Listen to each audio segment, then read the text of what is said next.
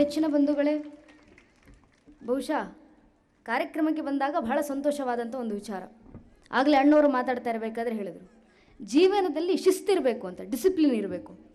ಇಲ್ಲಿ ಬಂದಾಗ ಡಿಸಿಪ್ಲಿನ್ ಎಷ್ಟು ಇಷ್ಟ ಆಯಿತು ಅಂದರೆ, ಕಾರ್ಯಕ್ರಮಕ್ಕೆ ಬರೋ ವೇಳೆಗೂ ಕೂಡ ಅನೌನ್ಸ್ ಮಾಡ್ತಿದ್ರು, ಯಾರೂ ಸದ್ದು ಮಾಡುವಂತಿಲ್ಲ, ಯಾರೂ ಎಲ್ಲೂ ಹೋಗುವಂತಿಲ್ಲ, ವಾಲಂಟಿಯರ್ಸ್ಗಳು ಎಲ್ಲಿ ಕೂರಬೇಕು ಅಂತ ತೋರಿಸ್ತಾರೋ ಅಲ್ಲೇ ಕೂರಬೇಕು, ಅಲ್ಲೇ ಕೂತಿದ್ದಿರಬೇಕು ಅಂತ ಇಷ್ಟೊತ್ತು ಅಲ್ಲಿಯೇ ಸೈಲೆಂಟಾಗಿ ಕೂತಿದ್ದೀರಾ. ಸಾಮಾನ್ಯ ಇಂಥ ಕಾರ್ಯಕ್ರಮಗಳಿಗೆ ಹೋದಾಗ, ಶಾಲಾ ವಾರ್ಷಿಕೋತ್ಸವ, ನೂರಾರು ಕಾರ್ಯಕ್ರಮಗಳನ್ನು ನೋಡಿ ಅನುಭವ ಯಾವ ರೀತಿ ಇರುತ್ತೆ ಗೊತ್ತೇ? ಸಾಮಾನ್ಯ ಶಾಲಾ ವಾರ್ಷಿಕೋತ್ಸವ, ಕಾಲೇಜು ವಾರ್ಷಿಕೋತ್ಸವ ನಡೆದ್ರೆ ನಿಮ್ಮ ಗೇಟ್ ಇದೆಯಲ್ಲ, ವಿದ್ಯಾರ್ಥಿ ಗೇಟಿಂದ ಬರ್ತಾರೆ, ಕಾರ್ಯಕ್ರಮ ನಡೀತಾ ಇರುತ್ತೆ.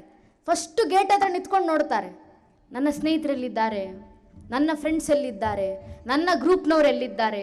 ಇಡೀ ಕಾಲೇಜ್ನ ಒಂದ್ಸತಿ ಸ್ಕ್ಯಾನ್ ಮಾಡ್ತಾರೆ, ಯಾರ್ಯಾರು ಎಲ್ಲಿ ಕೂತಿದ್ದಾರೆ, ಎಷ್ಟು ಜನ ಬಂದಿದ್ದಾರೆ, ಎಷ್ಟು ಜನ ಬಂದಿಲ್ಲ. ಅಲ್ಲಿಂದ ಮುಂದೆ ಬರ್ತಾರೆ, 10 ನಿಮಿಷ ಕಳೆದು ಮುಂದೆ ಬಂದು ಆನಂತರ ಇನ್ನೂ ಸ್ವಲ್ಪ ನಿಂತ್ಕೊಂಡು ಪೆಂಡಾಲ್ ನೋಡ್ತಾರೆ, ಸ್ಟೇಜ್ ನೋಡ್ತಾರೆ, ಸ್ಟೇಜ್ ಮೇಲೆ ಯಾರ್ಯಾರು ಕೂತಿದ್ದಾರೆ, ಪೆಂಡಾಲ್ ಹೇಗೆ ಹಾಕಿದ್ದಾರೆ, ಹಿಂದೆ ನಮ್ಮ ಶಾಲೆ ಕಾಂಪೌಂಡ್ ಹೇಗೆ ಕಾಣಿಸ್ತಾರೆ. ಏನೋ ಪೆಂಡಾಲ್ ಹಾಕೋರು ಇವರೇ ಕಾಂಟ್ಯಾಕ್ಟ್ ಕೊಟ್ಟಿರೋ ರೀತಿಯಲ್ಲಿ ಪುಣ್ಯಾತ್ಮ ನಿಂತ್ಕೊಂಡು ಎಲ್ಲವನ್ನೂ ಗಮನಿಸೋದು. 10 ನಿಮಿಷ ಅಲ್ಲಿ ನಿಲ್ತಾರೆ, ಅಲ್ಲಿಂದ ಸ್ವಲ್ಪ ಮುಂದೆ ಬರ್ತಾರೆ, ಚೇರ್ ಹತ್ರ ಬರ್ತಾರೆ, ಈಗ ಕೂರಬೇಕು, ಹೋಗಿ ಎಲ್ಲಿ ಕೂರಬೇಕು, ಚೇರ್ ಕಾಣಿಸುತ್ತೆ, ಆ ಚೇರಿಗೆ ಬರೋ ಅಷ್ಟೊಳಗೆ 5 ಚೇರ್ ಅಲ್ಲಿ ಅಳಗಾಡಿಸ್ಕೊಂಡು 5 ಒಂದು ಚೇರ್ ಆ ಕಡೆ, ಒಂದು ಚೀರಿ ಈ ಕಡೆ, ತಾನು ಮಧ್ಯ ಬರಲಿಕ್ಕೆ ಏನೋ ಒಂಟಿ ಸಲಗ ಬರ್ತಾ ಇದ್ದೀನಿ ನಾನು ಅನ್ನೋ ಭಾವನೆಯಲ್ಲಿ ಎಲ್ಲಾ ಚೇರ್ಗಳನ್ನ ಬದಿಗೆ ಸೇರಿಸಿ ಪುಣ್ಯಾತ್ಮ ಬಂದು ಕೂತ್ಕೊಳ್ಳೋದು. ಆ ಒಬ್ಬ ವಿದ್ಯಾರ್ಥಿ ಬಂದು ಕೂತ್ಕೊಳ್ಳೋದನ್ನ ನೋಡ್ಲಿಕ್ಕೆ ಇನ್ನು 5 ಜನ ಹೇಗೆ ಬರ್ತಿದ್ದಾನೆ, ಯಾರು ಬಂದ್ರು, ಎಲ್ಲಿ ಕೂರ್ತಿದ್ದಾರೆ, ಈ ಕ್ಯೂರಿಯಾಸಿಟಿನಲ್ಲಿ 5 ಜನ ಅವರನ್ನು ನೋಡೋದು. ನಾನು ಆಗ್ಲಿಂದ ಗಮನಿಸ್ತಾ ಇದ್ದೀನಿ, ಒಬ್ಬ ವಿದ್ಯಾರ್ಥಿ ಬರಬೇಕಂದ್ರೆ ಕನಿಷ್ಠ ಪಕ್ಷ 10 ನಿಮಿಷದ ನ್ಯೂಸೆನ್ಸ್ ಕ್ರಿಯೇಟ್ ಆಗುತ್ತೆ ಒಂದು ಕಾರ್ಯಕ್ರಮದಲ್ಲಿ. ಅದು ಶಾಲಾ ವಾರ್ಷಿಕೋತ್ಸವ ಆಗಲಿ, ಅದು ಕಾಲೇಜ್ ವಾರ್ಷಿಕೋತ್ಸವ ಆಗಲಿ, ಒಂದು ಸಾಹಿತ್ಯ ಸಮ್ಮೇಳನದಂತ ಅಗಾಧವಾದಂಥ ಕಾರ್ಯಕ್ರಮ ಆಗಲಿ, ಯಾವುದೇ ಕಾರ್ಯಕ್ರಮದಲ್ಲೂ ಇದು ಸಾಮಾನ್ಯ. ಇಲ್ಲಿ ಆಗಲಿಂದ ಕನಿಷ್ಠ ಪಕ್ಷ ಅಂದ್ರೂ 20 ಜನ ಬಂದು ಕೂತಿದ್ದಾರೆ ಕಾರ್ಯಕ್ರಮ ನಡೀತಾ ಇರಬೇಕಾದ್ರೆ. ಒಬ್ಬರು ಬಂದಂತ ಸದ್ದು ಆಗಿಲ್ಲ, ಒಬ್ಬರು ಬಂದಾಗ ಒಂದೇ ಒಂದು ಚೇರ್ ಅಲಗಾಡಿಸಿಲ್ಲ, ಒಬ್ಬ ವ್ಯಕ್ತಿ ಬಂದಾಗ ಅದನ್ನು ನೋಡ್ಲಿಕ್ಕೆ 10 ಜನ ಹಿಂದೆ ತಿರುಗಿಲ್ಲ. ಒಂದು ಪ್ರಶಸ್ತಿ ಪುರಸ್ಕಾರದ ಸಂದರ್ಭದಲ್ಲೂ ಕನಿಷ್ಠ ಪಕ್ಷ 30 ಜನ ವಿದ್ಯಾರ್ಥಿಗಳಿಗೆ ಪ್ರಶಸ್ತಿ ಪುರಸ್ಕಾರ ನೀಡಿದ್ದಾರೆ. ಅವರಲ್ಲಿ ಒಬ್ಬ ವ್ಯಕ್ತಿ ಒಂದೇ ಒಂದು ಸದ್ದನ್ನ ಮಾಡದೆ ಎಲ್ಲಿಂದ ಕೂತಿದ್ರು ಅಲ್ಲಿಂದ ಎದ್ದು ಬಂದಿದ್ದಾರೆ, ಪ್ರಶಸ್ತಿ ಸ್ವೀಕರಿಸಿದ್ದಾರೆ, ವಾಪಸ್ ಅಲ್ಲಿಗೆ ಹೋಗಿ ಕೂತ್ಕೊಂಡಿದ್ದಾರೆ. ಒಂದು ನ್ಯೂಸೆನ್ಸ್ ಕ್ರಿಯೇಟ್ ಆಗಲಿಲ್ಲ. ಈ ಡಿಸಿಪ್ಲಿನ್ ಇದೆಯಲ್ಲ, ನಿಜ ಹೇಳ್ತೀನಿ, ಆಲ್ಮೋಸ್ಟ್ ಮಿಲಿಟರಿ ಲೆವೆಲ್ ಡಿಸಿಪ್ಲಿನ್ ಅನ್ನ ನಿಮ್ಗೆ ಶಾಲೆ ತರಗತಿನಲ್ಲೇ ಕಲಿಸುವಂತ ಕೆಲಸವನ್ನು ಈ ಶಾಲೆ ಮಾಡ್ತಿದೆ. ಅದಕ್ಕೆ ಶಾಲೆ ಹೆಸರು ಸ್ವಾಮಿ ವಿವೇಕಾನಂದ ಶಾಲೆ ಅಂತ ಸುಮ್ಮನೆ ಇಟ್ಟಿಲ್ಲ. ವಿವೇಕಾನಂದ ಅನ್ನೋದೊಂದು ಶಕ್ತಿ ರೀ. ಏನಕ್ಕೆ ವಿವೇಕಾನಂದರ ಹೆಸರಲ್ಲಿ ಯೂತ್ ಡೇ ಮಾಡಬೇಕು? ಯುವಕರಿದ್ದಾರಲ್ಲ, ಸಾವಿರಾರು ಜನ ಯುವಕ ಯುವತಿಯರು ಹುಟ್ಟಿದ್ದಾರೆ ಈ ದೇಶದಲ್ಲಿ. ಈ ದೇಶದಲ್ಲಿ ಇನ್ನೂ ಸಾವಿರಾರು ಜನ ಯುವಕ ಯುವತಿಯರು ಹುಟ್ಟುತ್ತಾರೆ. ಹಿರಿಯರು ಹೇಳ್ತಿದ್ರಲ್ಲ, ತಾಯಿ ಭಾರತಾಂಬೆ ಬಂಜೆ ಅಲ್ಲ, ಆಕೆ ರತ್ನಗರ್ಭಧಾರಿಣಿ, ರತ್ನಗರ್ಭ ವಸುಂಧರೆ ಆಕೆ. ಆ ತಾಯಿ ಭಾರತಾಂಬೆಯ ಮಡಿನಲ್ಲಿ ಹುಟ್ಟುವಂತ ಒಂದೊಂದು ಮಗುವು ಕೂಡ ರತ್ನದಂತೆ ತಯಾರಾಗಿ ಬಂದು ಜಗತ್ತನ್ನು ಬೆಳಗಿಸುತ್ತೆ ಅಂತ ರತ್ನಗರ್ಭಧಾರಿಣಿ ತಾಯಿ ಭಾರತಿ. ಆಕೆ ಮಡಿಲಲ್ಲಿ ಎಷ್ಟು ಸಾವಿರ ಜನ ಯುವಕ ಯುವತಿಯರು ಹುಟ್ಟಿದ್ದಾರೆ, ಎಷ್ಟು ಲಕ್ಷ ಜನ ತರುಣ ತರುಣಿಯರು ಹುಟ್ಟಿದ್ದಾರೆ. ಆದ್ರೆ ಅವರೆಲ್ಲರನ್ನು ಹೊರತುಪಡಿಸಿ ಒಬ್ಬ ವ್ಯಕ್ತಿ ಇವತ್ತಿಗೂ ಈ ಜಗತ್ತಿನಲ್ಲಿ ಇವತ್ತಿನ ದಿನವೇ ಈ ಕ್ಷಣ ಕನಿಷ್ಠ ಪಕ್ಷ ಅಂದ್ರೆ 1,000 ಜನರ ಹುಟ್ಟು ಆಗುತ್ತೆ ಈ ಕ್ಷಣ. ಇನ್ನು ಬ್ಲಿಂಕ್ ಆಫ್ ಎನ್ ಐ, ಕಣ್ಣು ಮಿಟಿಕಿಸೋದ್ರೊಳ ವೇಳೆಗೆ ಜಗತ್ತಿನಲ್ಲಿ 100 ಜನ ಹುಟ್ಟುತ್ತಾರೆ, 100 ಜನ ಸಾಯ್ತಾರೆ. ಇದು ಕಾಲಗತಿ, ಇದು ಕಾಲದ ನಿಯಮ. ಜಗತ್ತು ಹೀಗೆ ಸಾಗೋದು. ಆದ್ರೆ ಈ ಜಗತ್ನ ಸಾವಿರಾರು ಜನ ಹುಟ್ಟುತ್ತಾರೆ, ಸಾವಿರಾರು ಜನ ಸಾಯ್ತಾರೆ. ಯಾರು ಹುಟ್ಟಿದ್ರು, ಯಾರು ಸತ್ರು, ಯಾರು ಬದುಕಿದ್ರು ಯಾರೂ ಗೊತ್ತಿಲ್ಲ ನಮಗೆ. ನಮ್ಮ ಊರಿನಲ್ಲೇ ನೀನ್ ಊರಲ್ಲಿ ಎಷ್ಟು ಜನ ಇದ್ದಾರಪ್ಪ, ಅವರ ಹೆಸರು ಗೊತ್ತಾ ನಿನಗೆ ಅಂತ ಹುಟ್ಟಿ ಬೆಳೆದಂತ ಊರಿನಲ್ಲಿರುವಂತ ಒಂದಿಷ್ಟು ಜನ ಹೆಸರು ಬಿಟ್ರೆ ಇನ್ಯಾರು ನಮಗೆ ಗೊತ್ತಿರೋದಿಲ್ಲ. ನಮ್ದೇ ಊರಿನಲ್ಲಿ, ನಮ್ಮ ಅಕ್ಕಪಕ್ಕದ ಮನೆಯಲ್ಲಿ ಎಷ್ಟು ಜನ ಹೆಸರು ಗೊತ್ತು ನಿನಗೆ? ಎಷ್ಟು ಜನ ಯಾರ್ಯಾರ ಮಕ್ಕಳಿದ್ದಾರೆ, ಯಾರ್ಯಾರು ಹಿರಿಯರಿದ್ದಾರೆ, ವೃದ್ಧರು ಯಾರಿದ್ದಾರೆ ಗೊತ್ತಾ? ನಮಗೆ ಗೊತ್ತಿಲ್ಲ. ಆದ್ರೆ ಯಾವುದೋ ಒಬ್ಬ ಪುಣ್ಯಾತ್ಮ, ನಮಗೆ ಸಂಬಂಧ ಇಲ್ಲ, ನಿನ್ನ ಸಂಬಂಧಿಕರ ಅಲ್ಲ, ನನಗೆ ತಾತನ ಮುತ್ತಾತನ ಅಲ್ಲ ಸ್ವಾಮಿ, ಹುಟ್ಟಿ ಜನವರಿ 12ನೇ ತಾರೀಕು 1863ರಲ್ಲಿ ಹುಟ್ಟಿ ಈಗ 2025 ಜನವರಿ 12ನೇ ತಾರೀಕು ಹುಟ್ಟಿ 162 ವರ್ಷಗಳು ಕಳೆದು ಹೋಗಿದ್ದಾವೆ. ಪುಣ್ಯಾತ್ಮ ದೇಹ ಬಿಟ್ಟು 123 ವರ್ಷಗಳು ಕಳೆದು ಹೋದ ನಂತರವೂ ಇವತ್ತಿಗೂ ಸ್ವಾಮಿ ವಿವೇಕಾನಂದ ಅನ್ನೋ ಒಂದು ಹೆಸರು ಸಾಕು ಯುವಕ ಯುವತಿಯರ ದೇಹದಲ್ಲಿ ಮತ್ತೊಮ್ಮೆ ವಿದ್ಯುತ್ ಸಂಚಾರವನ್ನು ಮೂಡಿಸಲಿಕ್ಕೆ. ಆ ಒಂದು ಹೆಸರಿಗಿರುವಂತ ತಾಕತ್ತದು. ಹೇಗೆ ಬಂತು ಆ ತಾಕತ್ತು? ಹೇಗೆ ವಿವೇಕಾನಂದರನ್ನ ನೋಡ್ಬೇಕಾದ್ರಲ್ಲ ಒಮ್ಮೆ ಕಣ್ಣು ನೀರು ತುಂಬಿ ಬರುತ್ತೆ. ಪುಣ್ಯಾತ್ಮ ಬದುಕಿದ್ದೆಷ್ಟು ವರ್ಷ, ನಾವು ಇವತ್ತಿಗೂ ನೆನಪಿಸ್ಕೊಂತೀವಿ. 60 ವರ್ಷ ಬದುಕಿದ್ದಾರೆ ಜಗತ್ತಿನಲ್ಲಿ, 70 ವರ್ಷ ಬದುಕ್ತವ್ರಿದ್ದಾರೆ. ಅವ್ರು ಯಾರು ಗೊತ್ತಿಲ್ಲ ನಮಗೆ.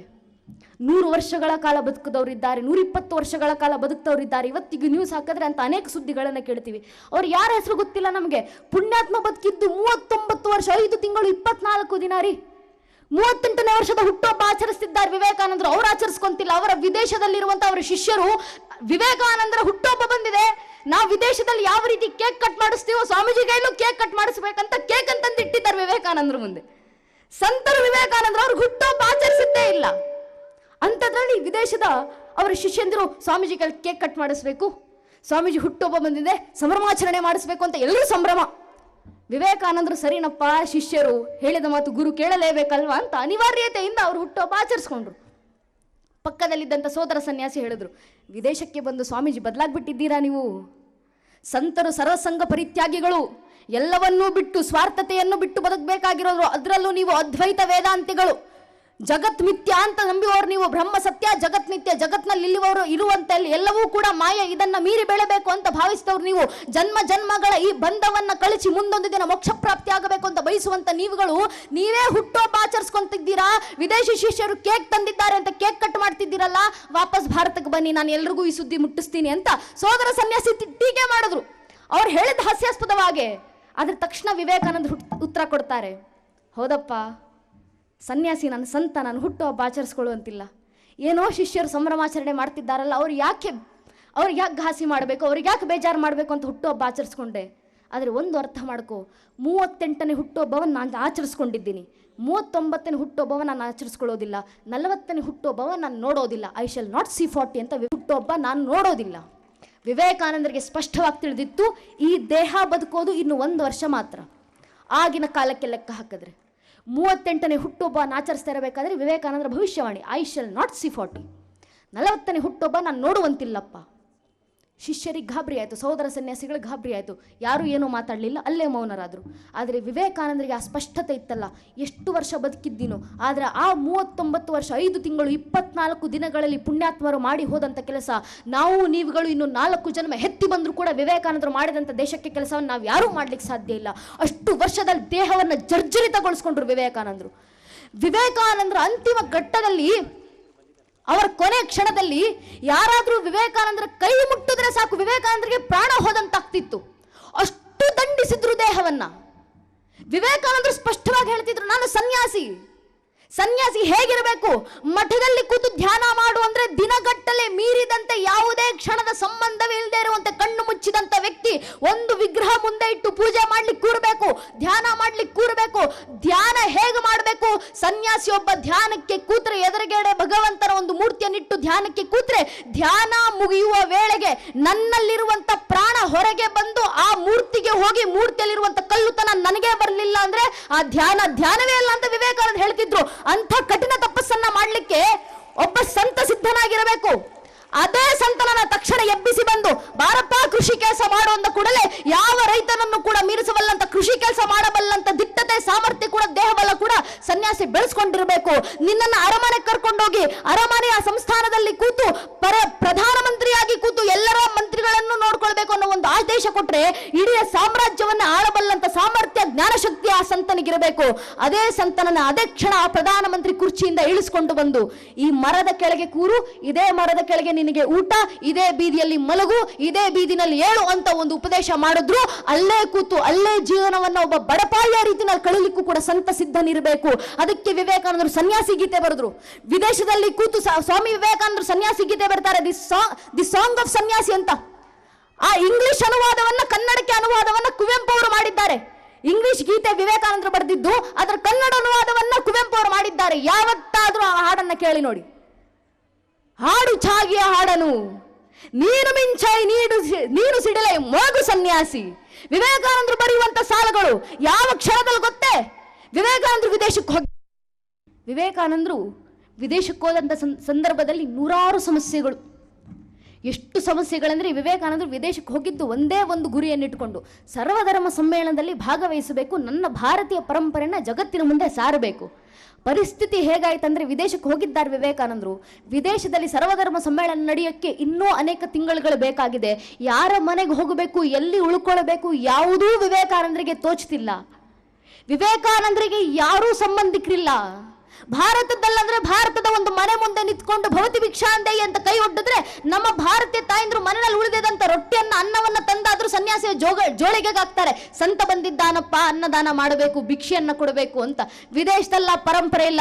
ಒಂದು ಮನೆ ಮುಂದೆ ನಿಂತು ವಿವೇಕಾನಂದರು ಕಾವಿ ತೊಟ್ಟು ಭವತಿ ಭಿಕ್ಷಾಂದೇಯಿ ಅಂತ ಕೈ ಒಡ್ಡಿದ್ರೆ ಅಲ್ಲಿನ ಜನ ಮಣ್ಣಲ್ಲಿದ್ದಂತ ನಾಯಿಯನ್ನ ಚೂ ಬಿಡ್ತಿದ್ರು. ಪೊಲೀಸರಿಗೆ ಫೋನ್ ಮಾಡ್ತಿದ್ದು, ಯಾರೋ ಕಳ್ಳ ಬಂದಿದ್ದಾನ ಮನೆ ಮುಂದೆ ನೋಡಿ ಅಂತ. ಮೊದಲೇ ವಿವೇಕಾನಂದರು ಭಾರತೀಯರು ಅಂದ್ರೆ ಅಲ್ಲಿನ ವಿದೇಶಿಗರಿಗೆ ಒಂದು ರೀತಿ ಕೀಳು ಭಾವನೆ. ವಿವೇಕಾನಂದರು ಭಾರತೀಯ ವ್ಯಕ್ತಿ, ಸನ್ಯಾಸಿ, ಕಾವಿ ತೊಟ್ಟು ಬಂದಿದ್ದಾರೆ, ಯಾರು ಏನು ಅಂತ ಗೊತ್ತಿಲ್ಲ, ಮನೆ ಮುಂದೆ ನಿಂತು ಭಿಕ್ಷೆ ಬಿಡ್ತಿದ್ದಾರೆ. ಅಲ್ಲಿನ ಜನರಿಗೆ ಮನೆ ಮುಂದೆ ಬಂದಂತ ವ್ಯಕ್ತಿಗೆ ಭಿಕ್ಷೆ ಹಾಕುವಷ್ಟು ಸಂಸ್ಕಾರ ಇಲ್ಲ, ಅಷ್ಟು ಸಂಸ್ಕಾರ ರಹಿತ ವಿದೇಶ ಭೂಮಿ. ಅಂಥ ಸಂದರ್ಭ ವಿವೇಕಾನಂದರು ಏನು ಮಾಡಬೇಕು? ಗುರುತು ಪರಿಚಯ ಯಾರು ಇಲ್ಲ, ಉಳ್ಕೊಳ್ಳಿಕ್ಕೆ ಮನೆ ಇಲ್ಲ, ತಿನ್ನಲಿಕ್ಕೆ ಊಟ ಇಲ್ಲ, ಊಟ ಮಾಡಲಿಕ್ಕೆ ಕೈಲಿ ಇದ್ದಂಥ ಜೇಬ್ನಲ್ಲಿ ಇದ್ದಂಥ ಹಣಗಳು ಖರ್ಚು ಹಾಕಿ ಹೋಗ್ತಿದ್ದಾವೆ. ಎಲ್ಲಿ ಹೋಗಬೇಕು, ಎಲ್ಲಿ ಉಳಿಬೇಕು, ಎಲ್ಲಿ ಮಲಗಬೇಕು, ಏನು ಊಟ ಮಾಡಬೇಕು, ಯಾವುದೇ ದಿಕ್ಕಿಲ್ಲ. ಇಂಥ ಪರಿಸ್ಥಿತಿ ಒಬ್ಬ ಮನುಷ್ಯನಿಗೆ ಬಂದರೆ ಆ ಮನುಷ್ಯ ಆತ್ಮಹತ್ಯೆ ಮಾಡಿಕೊಳ್ಳುವಂಥ ಸಂದರ್ಭ. ಯಾಕೆ ಗೊತ್ತೇ? ವಿವೇಕಾನಂದರಿಗೆ ಒಂದೆರಡು ಸಮಸ್ಯೆ ಅಲ್ಲ ನನ್ನ ನೆಚ್ಚಿನ ಬಂಧುಗಳೇ. ವಿದೇಶಕ್ಕೆ ಹೋಗಿದ್ದಂಥ ವಿವೇಕಾನಂದರು ಅವರ ಪೇಟವನ್ನು ನೋಡಿ, ಅವರು ತೊಟ್ಟಂತ ಕಾವಿಯನ್ನ ನೋಡಿ, ಅವರ ಭಾರತೀಯ ಮುಖವನ್ನ ನೋಡಿ, ಮುಖಚರ್ಯನ್ನ ನೋಡಿ ವಿದೇಶದ ಜನರು ವಿವೇಕಾನಂದರ ಮೇಲೆ ಕಲ್ಲೆಸಿತಾ ಇದ್ರು. ಯಾರೋ ಭಾರತೀಯ ಬಂದಿದ್ದಾನೆ ಹುಚ್ಚನ ರೀತಿನಲ್ಲಿ ಅಂತ ವಿವೇಕಾನಂದರ ಪೇಟಗಳನ್ನು ಇಳಿತಾ ಇದ್ರು. ಹಿಂದೆಯಿಂದ ಬಂದು ಮಕ್ಕಳು ವಿವೇಕಾನಂದರನ್ನು ಹೋಗ್ತಿದ್ರು, ಆಡ್ಕೊಂತಿದ್ರು. Indian ಮಂಕಿಯಾಸ್ come. ಮೊದಲು ಭಾರತದಲ್ಲಿ ಸ್ವತಂತ್ರ ಪೂರ್ವಕ್ಕೂ ಮುಂಚೆ, ಸ್ವತಂತ್ರ ಪೂರ್ವದಲ್ಲಿ ನಮ್ಮ ಭಾರತೀಯ ಹೋಟೆಲ್ಗಳ ಮುಂದೆ ಕೂಡ ಬ್ರಿಟಿಷರು ಒಂದು ಬೋರ್ಡ್ ಅನ್ನು ಹಾಕಿರ್ತಾ ಇದ್ರಲ್ಲ, Indians and dogs are not allowed ಅಂತ. ಭಾರತದಲ್ಲೇ ಭಾರತೀಯರಿಗೆ ಈ ಪರಿಸ್ಥಿತಿ ಅಂದ್ರೆ ವಿದೇಶದಲ್ಲಿ ಭಾರತೀಯರಿಗೆ ಇನ್ನೆಂಥ ಪರಿಸ್ಥಿತಿ ಇರಬೇಡ ಆ ಸಂದರ್ಭದಲ್ಲಿ, ಸ್ವತಂತ್ರ ಪೂರ್ವದಲ್ಲಿ, ಸ್ವತಂತ್ರಕ್ಕೂ ಮುಂಚೆ. ಅಂತಹ ಸಂದರ್ಭದಲ್ಲಿ ವಿವೇಕಾನಂದರನ್ನ ಹೊಡಿಬೇಕು, ಯಾರೋ ಕಳ್ಳ ಬಂದಿದ್ದಾನೆ ಅನ್ನೋ ಕಾರಣದಿಂದ ವಿದೇಶಿಗಳು ಕೈಯಲ್ಲಿ ಕೋಲುಗಳು ಇಟ್ಕೊಂಡು ಓಡಾಡಿಸ್ಕೊಂಡು ಬಂದಿದ್ರು ವಿವೇಕಾನಂದರನ್ನ ಹೊಡೆದು ಸಾಯಿಸಬೇಕು ಅಂತ. ಅಂತಹ ಕಠಿಣ ಪರಿಸ್ಥಿತಿ. ಆ ಪರಿಸ್ಥಿತಿಯಲ್ಲಿ ಒಬ್ಬ ಮನುಷ್ಯ ಆತ್ಮಹತ್ಯೆ ಮಾಡ್ಕೊಳ್ಬೇಕು. ಅಂತಹ ಪರಿಸ್ಥಿತಿ ಬಂದಾಗಲೂ ವಿವೇಕಾನಂದರು ಕೂತು ಹಾಡನ್ನಾಡ್ತಾರೆ. ಏಳು ಮೇಲೇಳು ಏಳು ಸಾದುವೆ ಹಾಡು ಚಾಗಿಯ ಹಾಡನು, ಏಳು ಹಾಡುತ್ತಾ ಬಡಿದೆಚ್ಚರಿಸು ಮಲಗಿಯ ನಿನ್ನ ಈ ತಾಯಿ ನಾಡನು. ಮಲಗಿದ್ದಾರಪ್ಪ ಭಾರತೀಯರು, ಅವರನ್ನ ಬಡಿದೆಬ್ಬಿಸಬೇಕು ಅಂದ್ರೆ ವಿದೇಶದಿಂದ ಒಂದು ಜಂಕಾರ ಹೊರಡುವಂತ ಅವಶ್ಯಕತೆ ಇದೆ. ಆ ಜಂಕಾರ ನಿನ್ನ ಕಂಠನಾಳದಿಂದ ಹೊರಡಲಿ, ಅದಕ್ಕೋಸ್ಕರ ಎದ್ದು ಬಾ ಸನ್ಯಾಸಿ ಅಂತ ವಿವೇಕಾನಂದರು ತಮಗೋಸ್ಕರ ಹಾಡನ್ನ ಬರ್ಕೊಂಡ್ರು. ಆ ಒಂದು ಹಾಡು ಸಾಕು ನಮ್ಮನ್ನು ಪ್ರೇರಣೆ ಮಾಡಲಿಕ್ಕೆ. ಆ ಒಂದು ಹಾಡು ಸಾಕು. ಕುವೆಂಪು ಅವರು ಎಷ್ಟು ಅದ್ಭುತವಾಗಿ ಅದನ್ನ ಅನುವಾದ ಮಾಡಿದ್ದಾರೆ ಕನ್ನಡದಲ್ಲಿ. ಕುವೆಂಪು ಅವರೇ ಒಂದು ಪುಸ್ತಕವನ್ನ ಬರೆದಿದ್ದಾರೆ ವಿವೇಕಾನಂದರ ಮೇಲೆ, ಸ್ವಾಮಿ ವಿವೇಕಾನಂದ ಅಂತಲೇ ಹೆಸರು. ಆ ಪುಸ್ತಕವನ್ನು ಓದ್ತಾ ಇರಬೇಕಾದ್ರೆ ನಾನು ಅನ್ಕೊಂತಿದ್ದೆ, ಕುವೆಂಪು ಅವರು ಎಷ್ಟು ಹಿಡಿತ ಅವರಿಗೆ ಕನ್ನಡ ಭಾಷೆನಲ್ಲಿ. ಅಂಥದ್ದೊಂದು ಪುಸ್ತಕ ಬರೆದ್ರೆ ರಾಮಾಯಣಕ್ಕೆ ರಾಮಾಯಣ ದರ್ಶನಂ ಅಂತ ಕನ್ನಡದ ಅನುವಾದದ ಪುಸ್ತಕವನ್ನ ತಮ್ಮದೇ ಶೈಲಿನಲ್ಲಿ ಬರೆದಂತ ಕುವೆಂಪು ಅವರು ಸಂಸ್ಕೃತವನ್ನ ಅನುವಾದಿಸಿ ಕನ್ನಡಕ್ಕೆ ಅನುವಾದಿಸಿ ಕನ್ನಡದಲ್ಲೇ ತಮ್ಮ ಹೊಸ ದೃಷ್ಟಿಕೋನವನ್ನ ರಾಮಾಯಣಕ್ಕೆ ನೀಡಬಲ್ಲಂತ ಸಾಮರ್ಥ್ಯ ಇರುವಂತ ಅಂತ ಮಹಾನ್ ಕನ್ನಡದ ಕುವರ, ಅಂತ ಮಹಾನ್ ಕನ್ನಡದ ಕವಿಗಳು ಕುವೆಂಪು ಅವರು ಒಂದು ಪುಸ್ತಕ ಬರೀತಾರೆ ಅಂದ್ರೆ ಆ ಪುಸ್ತಕದ ಮೊದಲನೇ ಸಾಲೆ ರೋಮಾಂಚನವಾಗಿರಬೇಕು. ಆ ಪುಸ್ತಕದ ಮೊದಲನೇ ಅಕ್ಷರವೇ ರೋಮಾಂಚನವಾಗಿರಬೇಕು. ಆ ಪುಸ್ತಕದ ಹೆಸರೇ ರೋಮಾಂಚನವಾಗಿರಬೇಕು. ಆದ್ರಿಂದ ನಾನು ಯೋಚನೆ ಮಾಡ್ತಾ ಇದ್ದೆ, ಕುವೆಂಪು ಅವರು ವಿವೇಕಾನಂದರ ಮೇಲೆ ಪುಸ್ತಕ ಬರೆದಿದ್ದಾರೆ ಅಂದ್ರೆ ವಿವೇಕಾನಂದರೇ ಅಂತ ದೈತ್ಯ ಪ್ರತಿಭೆ, ಅಷ್ಟು ಅಗಾಧ ವ್ಯಕ್ತಿತ್ವ. ಅಂಥದ್ರಲ್ಲಿ ಕುವೆಂಪು ಅವರ ಕನ್ನಡದ ಹಿಡಿತ ಒಮ್ಮೆ ಇವೆರಡು ಸಮೀಕರಣಗೊಂಡ್ರೆ ಎಂಥ ಪುಸ್ತಕ ಬರ್ಬೋದಪ್ಪ ಅಂತ ನಾನು ಆಶ್ಚರ್ಯಪಟ್ಟಿದ್ದೆ. ಪುಸ್ತಕ ತೆಗೆದು ನೋಡಿದೆ, ಪುಸ್ತಕದ ಹೆಸರು ಏನೋ ವಿಭಿನ್ನವಾಗಿರುತ್ತೆ ಅಂತ ನೋಡಿದ್ರೆ ಪುಸ್ತಕದ ಹೆಸರು ಅಷ್ಟೇ, ಸ್ವಾಮಿ ವಿವೇಕಾನಂದ. ನನಗೆ ಆಶ್ಚರ್ಯ ಆಯಿತು. ಕುವೆಂಪು ಅವರು ಕನ್ನಡ ಬರೀತಾರೆ, ಒಂದು ಪದಕ್ಕೆ ಹೆಂಗೆಲ್ಲ ಯಾವ ಯಾವ ರೀತಿನಲ್ಲೆಲ್ಲ ಅದಕ್ಕೆ ವ್ಯಾಖ್ಯಾನವನ್ನು ಬರೆದಿದ್ದಾರೆ ಗೊತ್ತಾ. ಮಳೆ ಬಂತು ಅಂತ ನಾವು ಸಾಮಾನ್ಯ ಭಾಷೆನಲ್ಲಿ ಹೇಳ್ತೀವಿ, ಮಳೆ ಬಂತು ಅಂತ, ಮಳೆ ಗರಿತು. ಕುವೆಂಪು ಅವರು ಹಾಗೆ ಬರಲಿಲ್ಲ.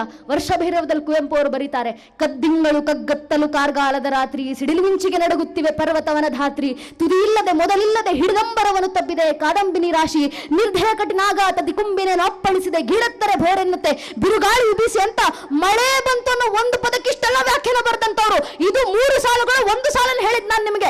ಇಷ್ಟು ಕನ್ನಡದ ಹಿಡಿತ ಕುವೆಂಪು ಅವರು ಬರೆದ್ರೆ ವಿಶೇಷವಾಗಿ ಬರೀಬೇಕಲ್ಲ ಅಂತ ಅವ್ರು ಒಂದೇ ಸಾಲು ಬರೆದು ಸ್ವಾಮಿ ವಿವೇಕಾನಂದ ಅಷ್ಟೇ ಪುಸ್ತಕದ ಹೆಸರು. ಏನಕ್ಕೆ ಅಂತ ಓದ್ತಾ ಓದ್ತಾ ಅರ್ಥ ಆಯ್ತು ನನಗೆ, ವಿವೇಕಾನಂದರಿಗೆ ಇನ್ನೇನಂತ ಹೇಳಲಿಕ್ಕೆ ಸಾಧ್ಯ ನಾವು.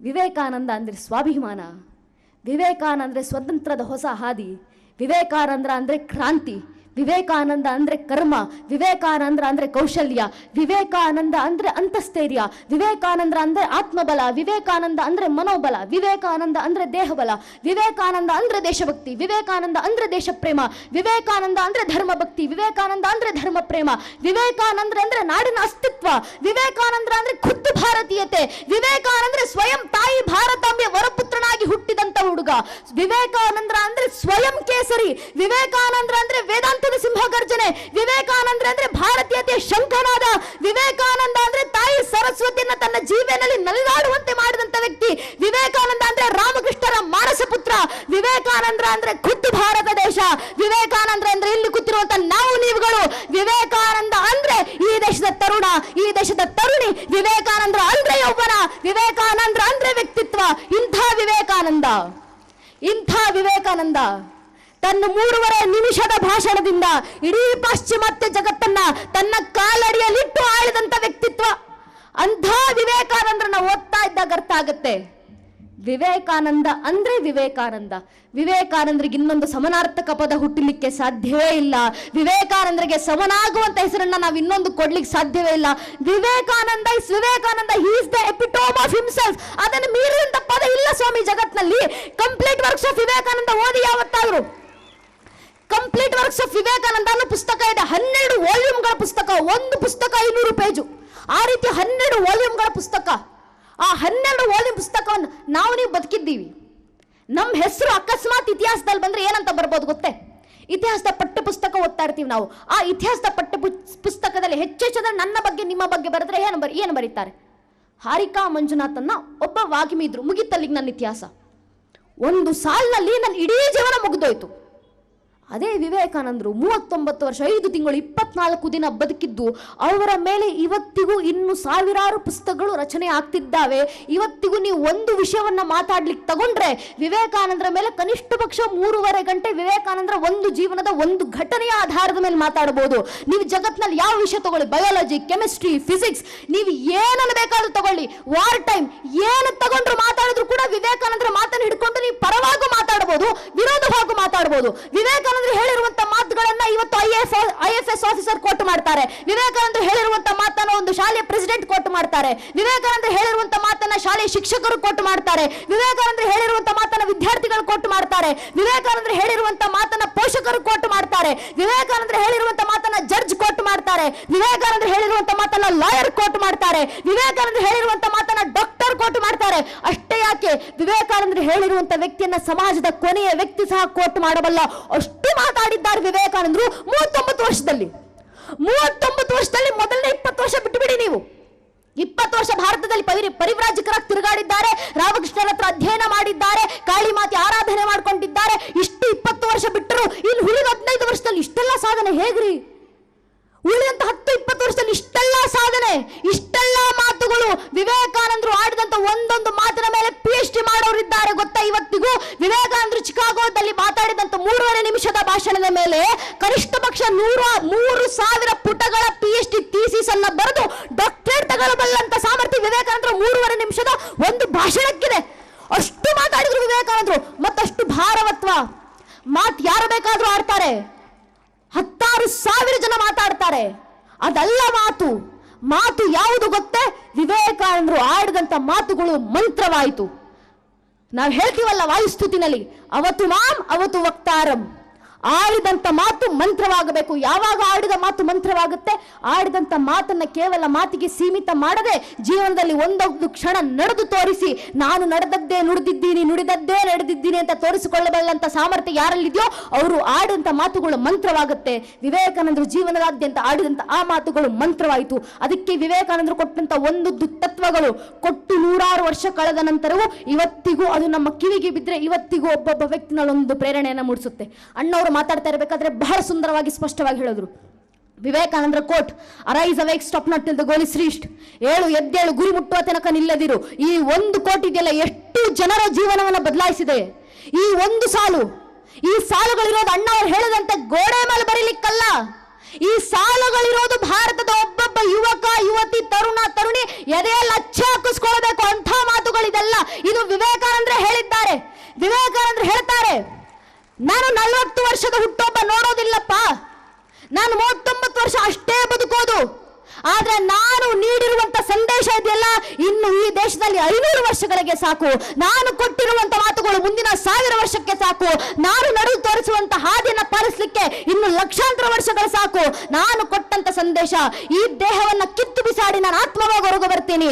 ನಾನು ಆತ್ಮವಾಗಿ ಹೊರಗೆ ಬಂದು ಇಡೀ ದೇಶದಾದ್ಯಂತ ವಾಣಿಯ ರೂಪದಲ್ಲಿ ಸಂಚರಿಸ್ತೀನಿ ಅಂತ ವಿವೇಕಾನಂದ್ರ ಹೇಳಿರುವಂತ ಮಾತು. ವಿವೇಕಾನಂದ್ರ ಆ ಮಾತು ಇವತ್ತು ಜೀವಂತ ಸಾಕ್ಷಿ ಆಗಬೇಕು. ಅವ್ರು ಕೊಟ್ಟಿರುವಂತ ಮಾತು ನಮಗೋಸ್ಕರ ವಿವೇಕಾನಂದರ ಘಂಟಾಘೋಷವಾಗಿ ಹೇಳ್ಕೊಂಡಿದ್ದಾರೆ. ನಾನು ಕೊಟ್ಟಿರುವಂತ ಮಾತು ಇನ್ನು 1000 ವರ್ಷಗಳಿಗೆ ಸಾಕು, ಉಪಯೋಗಿಸ್ಕೊಳ್ಳಿ ಭಾರತದ ಯುವಕ ಯುವತಿಯರೇ. ನಾವು ವಿವೇಕಾನಂದರ ಮಾತನ್ನು ಉಪಯೋಗಿಸ್ಕೊಳ್ಳಿಲ್ಲ ಅಂದ್ರೆ ಇನ್ಯಾರು ಉಪಯೋಗಿಸ್ಕೊಳ್ಬೇಕು? ವಿವೇಕಾನಂದರು ಮಾತುಗಳನ್ನು ಕೊಟ್ಟಿದ್ಯಾರಿಗೆ, ಸಂದೇಶ ಕೊಟ್ಟಿದ್ಯಾರಿಗೆ? ವಿದೇಶಿಗರಿಗಲ್ಲ. ಖಂಡಿತವಾಗಿ ಹೇಳಬಲ್ಲೆ, ವಿವೇಕಾನಂದರು 3.5 ವರ್ಷಗಳ ಕಾಲ ವಿದೇಶದಲ್ಲಿ ತಿರುಗಾಡಿದ್ರು. ಅಲ್ಲಿ ಹೇಳಿದಂತ ಒಂದೊಂದು ಮಾತುಗಳು ಭಾರತದ ಯುವಕ ಯುವತಿಯರಿಗೆ ಸೀಮಿತವಾಗಿದ್ದು. ನಮಗೋಸ್ಕರ ವಿವೇಕಾನಂದ ಹೇಳ್ತಾರೆ, ನನಗೆ ನಂಬಿಕೆ ಇದೆ. ಯಾರ ಮೇಲೆ ನಂಬಿಕೆ ಇದೆ? ಜಗತ್ತನ್ನೇ ಗೆದ್ದು ಬಂದಂತ ಸ್ವಾಮಿ ವಿವೇಕಾನಂದರು, 100,000 ಜನನ್ನ ಪ್ರೇರೇಪಣೆ ಮಾಡಿದಂತ ವಿವೇಕಾನಂದರು ಎಂಥೆಂಥವರನ್ನ, ಸಾಮಾನ್ಯರಲ್ಲ. ವಿವೇಕಾನಂದರಿಂದ ಪ್ರೇರಣೆಗೊಂಡವ್ರು ಯಾರು? ಒಂದೆರಡು ಹೆಸರುಗಳು ಹೇಳ್ಬೋದು ನಾವು. ಎಷ್ಟು ಜನ? ಹೀರಮ್ ಮ್ಯಾಕ್ಸಿಮಾ, ಮೆಷಿನ್ ಗನ್ಗಳು ಗೊತ್ತಲ್ಲ ನಮಗೆ. ಮೆಷಿನ್ ಗನ್ಗಳನ್ನ ನಿರ್ಮಾಣ ಮಾಡಿದಂತ, ಸ್ಥಾಪನೆ ಮಾಡಿದಂತ, ಸೃಷ್ಟಿ ಮಾಡಿದಂತ creator and inventor of machine gun Hiram ಮ್ಯಾಕಾನಂದ. ಕುವೆಂಪು ಅವರು, ದೇಶ ಕಂಡಂತ ಅಪ್ರತಿಮ ಕವಿ, ರಾಷ್ಟ್ರಕವಿ ಕುವೆಂಪು ಅವರು ಇನ್ಸ್ಪೈರ್ಡ್ ಬೈ ಸ್ವಾಮಿ ವಿವೇಕಾನಂದ.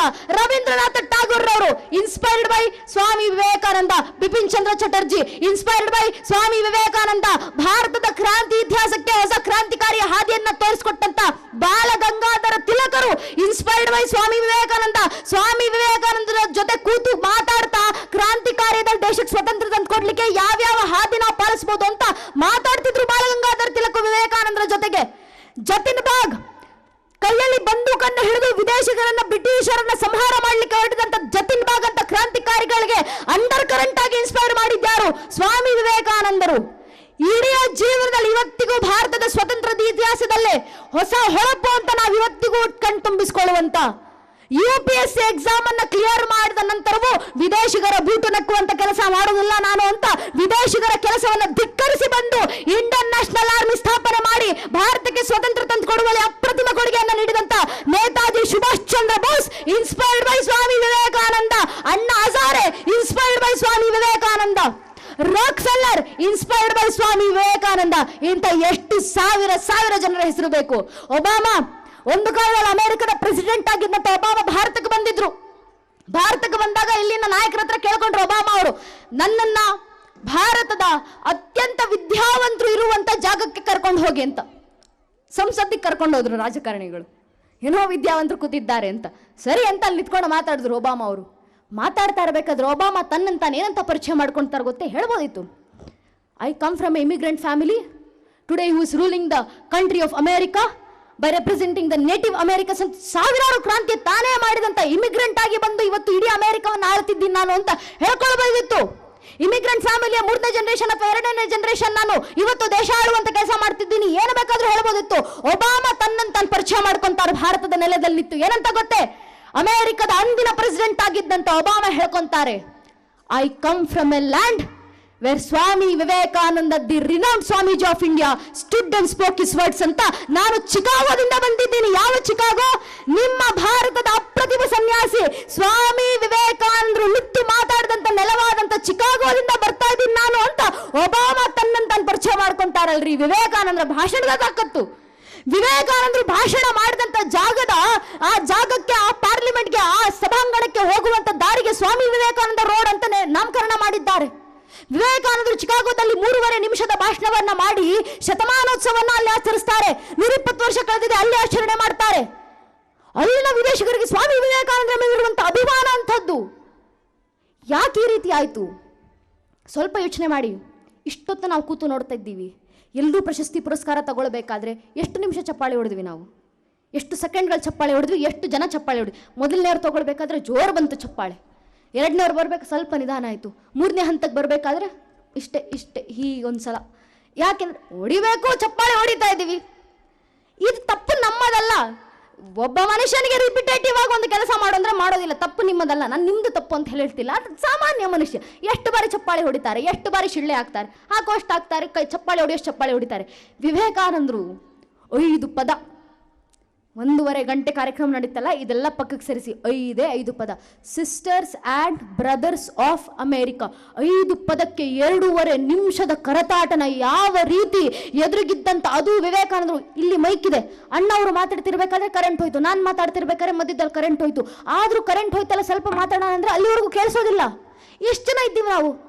ಅಮ್ಮಮ್ಮ ಅಂದ್ರೆ ಒಂದು 800 ಜನ ಇದ್ದೀವ, 1000 ಜನ ಇದ್ದೀವ. ನಾನು ಇಲ್ಲಿ ಹತ್ರದಲ್ಲಿ ನಿಂತಿದ್ದೀನಿ, ಇಲ್ಲಿ ನಿಂತು ಮಾತಾಡಿದ ಅಲ್ಲಿವರೆಗೂ ತಲುಪೋದಿಲ್ಲ, ಅಷ್ಟು ಧ್ವನಿ ಬರೋದಿಲ್ಲ, ನಮ್ದು ಹೊರಗಡೆ ಬರೋದಿಲ್ಲ. ವಿವೇಕಾನಂದರು ಮಾತಾಡ್ತಿರ್ಬೇಕಾದ್ರೆ ಇಡೀ ಸಭಾಂಗಣದಲ್ಲಿ ಎಷ್ಟು 4000 ಜನ, ಆ 4000 ಜನರ ಮುಂದೆ ಮಾತಾಡಬೇಕಾದ್ರೆ ವಿವೇಕಾನಂದರಿಗೆ ಮೈಕ್ ಇರ್ಲಿಲ್ಲ ಆಗಿನ್ನ. ವಿವೇಕಾನಂದರು ಧ್ವನಿ ತಾವೇ ಧ್ವನಿಯಿಂದ ಮಾತಾಡಿದ್ದು ಅಲ್ಲಿವರೆಗೂ ಕೇಳಿಸ್ಬೇಕಾದ್ರೆ ಯಾವ ರೀತಿ ಒಬ್ಬೊಬ್ಬನಿಗೂ ತಟ್ಟುದು ವಿವೇಕಾನಂದರ ಮಾತು ಅಂದ್ರೆ, ವಿವೇಕಾನಂದರ 5 ಪದಗಳು ಸಭಾಂಗಣದ ಕೊನೆಯಲ್ಲಿ ಒಂದು ಕಿಟಕಿ ಹತ್ರ ನಿಂತು ಯಾರೋ ಮಾತಾಡ್ತಿದ್ದಾರಲ್ಲ ಅಂತ ನೋಡ್ತಿದ್ದಂತ ವ್ಯಕ್ತಿಗೆ ನನಗೆ ಹೇಳ್ತಿದ್ದಾರೆ ಅನ್ನೋ ರೀತಿ ನನ್ನ ಹೃದಯಕ್ಕೆ ನಾಟಿದ್ದು. ಎದುರುಗಡೆ ಇರೋರ ಕಣ್ಣುಗಳಲ್ಲೆಲ್ಲ ನೀರು. ಅಯ್ಯೋ, ಯಾರೋ ಅಭಿಮಾನಿ ವ್ಯಕ್ತಿ ಬಂದಿದ್ದಾರೆ, ಯಾರೋ ಅಪೌರುಷೇಯ ವ್ಯಕ್ತಿ ಬಂದಿದ್ದಾರೆ, ಯಾರೋ ದೈವ ಸ್ವರೂಪ ನಿಂತು ಮಾತಾಡ್ತಿದ್ದಾರೆ. ಅವನು ಮಾತಾಡ್ತಿರೋದು ಮಾತುಗಳಂತ ಕೇಳಿಸ್ತಿಲ್ಲ ಸ್ವಾಮಿ, ಯಾವುದೋ ವೇದಘೋಷದಂತೆ ಕಿವಿಗೆ ಭಾಸವಾಗ್ತಿದೆ, ಯಾವುದೋ ಓಂಕಾರ ತಟ್ಟಿದಂತೆ ಆ ಜನರಿಗೆ ಭಾಸವಾಯಿತು. ಮುಂದೆ ಕೂತಿದ್ದಂತ ಜನರ ಕಣ್ಣಲ್ಲಿ ನೀರು. ಏನ್ ಮಾಡ್ಬೇಕು ಗೊತ್ತಾಗ್ತಿಲ್ಲ. ಹಿಂದೆ ಕೂತಂತ ಜನರು ಎದ್ದು ನಿಂತು ಚಪ್ಪಾಳೆ ಹೊಡೆದಿದ್ದಾರೆ, ಅವ್ರಿಗೂ ಏನು ಮಾಡ್ಬೇಕು ಗೊತ್ತಾಗ್ತಿಲ್ಲ. ಇನ್ನೂ ಹಿಂದೆ ಇರುವಂತ ಜನರು ಅಯ್ಯೋ ವಿವೇಕಾನಂದರ ಕಣ್ಣಿಗೆ ನಾನು ಕಾಣಿಸ್ತಿಲ್ವಲ್ಲ ಅಂತ ತಲೆ ಮೇಲೆ ಹಾಕಿದಂತ ಟೋಪಿಗಳನ್ನು ಎತ್ತು ಬಿಸಾಡ್ತಿದ್ದಾರೆ. ವಿವೇಕಾನಂದರಿಗೆ ನಿಮ್ಮ ಅಪ್ರಿಸಿಯೇಷನ್ ಮಾಡ್ತಾ ಇದ್ದೀನಿ ನಾನು, ಗಮನಿಸಿ ಅಂತ ಅವರ ಟೋಪಿಗಳನ್ನು ಎಸೆತ್ತಿದ್ದಾರೆ. ಇನ್ನೂ ಹಿಂದೆ ಇದ್ದಂತ ಜನರಿಗೆ ಏನು ಮಾಡಬೇಕು ಗೊತ್ತಾಗ್ತಿಲ್ಲ. ಎಲ್ಲರ ಕಣ್ಣಲ್ಲಿ ಧಾರಾಕಾರವಾದ ನೀರು. ಯಾಕೆ? 5 ಪದಗಳಿಗೆ. ಆ 5 ಪದಗಳನ್ನ ಅಪರಿಚಿತವ ವಿದೇಶಿಗರಿಗೆ sisters and brothers of America ಪದಗಳೇ ಕೇಳಿಲ್ವಾ ಅವರು? ಸಿಸ್ಟರ್ಸ್ ಅಂಡ್ ಬ್ರದರ್ಸ್ ಅಂತ ಯಾರನ್ನಾದ್ರೂ ಸಂಬೋಧಿಸಬಹುದು, ಕೇಳಿಲ್ವಾ ಅವರು? ಕೇಳಿದ್ರು ಸ್ವಾಮಿ. ತಾಕತ್ತು ಮಾತಿನದಲ್ಲ, ಮಾತು ಆಡಿದಂತ ವ್ಯಕ್ತಿದು. ಆ ವ್ಯಕ್ತಿನಲ್ಲಿದ್ದಂತ ತಾಕತ್ತು ಅವತ್ತು ವಿವೇಕಾನಂದರು ಆ 5 ಪದವನ್ನ ನುಡಿದಾಗ ಅವರ ಹಿಂದೆ ಸಾವಿರಾರು ಭಾರತದ ಪೂರ್ವಿಕರ ಧ್ವನಿಗಳು ಪ್ರತಿನಿಧಿಸುತ್ತಿದ್ವು. ಆ ಪ್ರತಿಧ್ವನಿಗಳು ಹೊರಬಂದವು. ವಿವೇಕಾನಂದರು ಒಬ್ಬರ ಮಾತಲ್ಲ, ವಿವೇಕಾನಂದರು ಖುದ್ದು ಪತ್ರದಲ್ಲಿ ಬರೀತಾರೆ. ಯಾಕಷ್ಟು ವಿಸ್ಮಯ. ವಿವೇಕಾನಂದರು ಬರೀತಾರೆ, ನಾನು ಈ ಮಾತನ್ನು ಹಾಡಬೇಕಾದ್ರೆ ನನ್ನ ಇಡೀ ಜೀವನದಲ್ಲಿ ಒಬ್ಬ ವ್ಯಕ್ತಿಯನ್ನ ಕೆಟ್ಟದ್ದು ಬಯಸಿಲ್ಲ. ನಾನು ಇಡೀ ಜೀವನದಲ್ಲಿ ಒಂದೇ ಒಂದು ಕೆಟ್ಟ ವಿಚಾರ ನನ್ನ ತಲೆಗೆ ಬಂದಿಲ್ಲ. ಇಡೀ ಜೀವನದಲ್ಲಿ ಯಾರೊಬ್ಬರನ್ನು ದ್ವೇಷಿಸಿಲ್ಲ ನಾನು. ಇಡೀ ಜೀವನದಲ್ಲಿ ಯಾರ ವಿರುದ್ಧವಾಗಿ ಯೋಚನೆ ಮಾಡಿಲ್ಲ ನಾನು. ಈ ನನ್ನ ಒಳ್ಳೆತನ ಭಾರತದ ಸಂಸ್ಕೃತಿ. ಆ ಭಾರತದ ಸಂಸ್ಕೃತಿಯನ್ನು ಇಡೀ ಜೀವನ ಹೊತ್ತು ಬಂದಿದ್ದೆ ನಾನು. ಅವತ್ತು ನನ್ನ ಇಡೀ ಭಾರತೀಯ ಸಂಸ್ಕೃತಿಯ 100 ತಲೆಮಾರುಗಳ ಪೀಳಿಗೆಗಳ ನನ್ನ ಪೂರ್ವಿಕರ ಧ್ವನಿಗಳು ನನ್ನ ಧ್ವನಿಯ ಜೊತೆಗೆ ಪ್ರತಿನಿಧಿಸಿದ್ವು, ನನ್ನ ಧ್ವನಿಯ ಜೊತೆಗೆ ಪ್ರತಿಧ್ವನಿಯಾಗಿ ಬಂದವು. ಆ ಧ್ವನಿಗಳು ಅಲ್ಲಿನ ಜನರಿಗೆ ತಲುಪಿತು. ಅಂದು ನನ್ನ ಭಾರತದ ಪೂರ್ವಿಕರು ಕೈಯಲ್ಲಿ ಅಭ್ಯಸ್ತ, ಬಾಯಲ್ಲಿ ಶಾಂತಿ ಮಂತ್ರ ಹೇಳ್ಕೊಂಡು ಇಡೀ ವಿದೇಶದಾದ್ಯಂತ ತಿರುಗಿ ಜಗತ್ತಿನಾದ್ಯಂತ ಜನರಿಗೆ ಕರೆಯನ್ನು ಕೊಟ್ಟ ಏತದ್ದೇಶ ಪೃಥ್ವಿ ಸಕಾಶದ ಅಗ್ರಜನ್ಮನಃ ಸ್ವಂ ಚರಿತ್ರ ಶಿಕ್ಷಣ ಪೃಥ್ವ್ಯಾಂ ಸರ್ವಮಾನವ. ಪೃಥ್ವಿಯ ಸರ್ವ ಜನಾಂಗದ ಮನುಕುಲದ ಜನರೇ, ನಿಮ್ಮ ಪೂರ್ವಿಕರಾದಂತ ಹಿರಿಯರಾದಂತ ಅಗ್ರಜರಾದಂತ ಭಾರತೀಯರು ನಾವು ಭಾರತದಲ್ಲಿದ್ದೀವಿ. ನಮ್ಮ ಬಳಿ ಬನ್ನಿ, ನಿಮಗೆ ಬೇಕಾದಂತ ಅಷ್ಟು ಶಿಕ್ಷಣವನ್ನ ಪ್ರೀತಿಯಿಂದ ದಾರಿ ಎರೆದು ಕೊಡ್ತೀವಿ ಅಂತ ವಿದ್ಯಾಜ್ಞಾನಕ್ಕೆ ಆಹ್ವಾನವನ್ನ ನನ್ನ ಪೂರ್ವಿಕರು ಇಡೀ ಜಗತ್ತಿಗೆ ನೀಡಿದ್ರು. ಅಂದು ನನ್ನ ಪೂರ್ವಿಕರು ನಳಂದ, ತಕ್ಷಶಿಲಾ, ವಿಕ್ರಮಶಿಲಾ, ನಾಗಾರ್ಜುನ ಅಂತ 100 ವಿಶ್ವವಿದ್ಯಾನಿಲಯಗಳನ್ನ ಸ್ಥಾಪನೆ ಮಾಡಿ 64 ವಿದ್ಯೆ, 14 ಕಲೆಗಳನ್ನ ಇಡೀ ಜಗತ್ತಿಗೆ ಸಾರುವ ಮೂಲಕ ಇಡೀ ಜಗತ್ತನ್ನ ಒಂದು ಕಾಲದಲ್ಲಿ ಶಿಕ್ಷಣದ ಮೂಲಕ ಬೆಳಗಿದ್ರಲ್ಲ, ಅಷ್ಟು ಶಿಕ್ಷಣದ ಬೆಳಕು ಅವತ್ತಿನ ದಿನ ನನ್ನಿಂದ ಮತ್ತೊಮ್ಮೆ ಜಗತ್ತಿನ ಮುಂದೆ ಪ್ರತಿನಿಧಿಸಿದ್ವು. ನನ್ನಿಂದ ಹೊರಹೊಮ್ಮುತ್ತು ಆ ಭಾರತೀಯ ಸಂಸ್ಕಾರದ ನನ್ನ DNA ನಿಲ್ಲಿದ್ದಂತ ತಾಕತ್ತದು ಅಂತ ವಿವೇಕಾನಂದ ಹೇಳ್ತಾರಲ್ಲ. ಅಣ್ಣವರು ಅದೇ ಮಾತನ್ನು ಹೇಳಿದ್ದು. DNA ತಾಕತ್ತು, ಜೆನೆಟಿಕ್ಸ್. ಯಾರ ಜೆನೆಟಿಕ್ಸ್ ಹೊತ್ತಿರೋದು ನಾವು? ಸಾಮಾನ್ಯರದ್ದ? ಭಾರತದ ಜೆನೆಟಿಕ್ಸ್ ರೀ ನಮ್ದು. ಭಾರತದ DNA ನಮ್ದು. ನಮ್ಮ DNA ಹರಿತಾ ಇರುವಂತದ್ದು ಯಾರ ಸಂಸ್ಕಾರ? ಜಗತ್ತಿಗೆ ಜ್ಞಾನವನ್ನ ಕೊಟ್ಟಂತ ನನ್ನ ಹಿರಿಯರ ಸಂಸ್ಕಾರ, ನನ್ನ ಪೂರ್ವಿಕರ ಸಂಸ್ಕಾರ. ಜಗತ್ತಿಗೆ ಎಲ್ಲಾ ಜ್ಞಾನವನ್ನ ಕೊಟ್ಟಿದ್ದು ನಾವು. ಜಗತ್ತಿಗೆ ಚಾಣಕ್ಯನ ಕುಟಿಲ ನೀತಿಗಳನ್ನು ಕೊಟ್ಟಿದ್ದು ನಮ್ಮ ಭಾರತ ದೇಶ. ಜಗತ್ತಿಗೆ ಋಗ್ವೇದ, ಯಜುರ್ವೇದ, ಸಾಮವೇದ, ಅಥರ್ವವೇದ ಅಂತ ಚತುರ್ವೇದ ಶಾಖೆಗಳನ್ನ ಜಗತ್ತಿಗೆ ಕೊಟ್ಟಿದ್ದು ನನ್ನ ಭಾರತ ದೇಶ. ಈಶೋಪನಿಷತ್ತು, ಕೇನೋಪನಿಷತ್ತು, ಕಠೋಪನಿಷತ್ ಅಂತಹ 108 ಉಪನಿಷತ್ತುಗಳನ್ನ, ಪ್ರಮುಖ 10 ಉಪನಿಷತ್ತುಗಳನ್ನ ಜಗತ್ತಿಗೆ ನೀಡಿದ್ದು ನನ್ನ ಭಾರತ ದೇಶ. ರಾಮಾಯಣ ಅಂತ ಕಾವ್ಯವನ್ನು ಜಗತ್ತಿಗೆ ನೀಡಿದ್ದು ನನ್ನ ಭಾರತ ದೇಶ.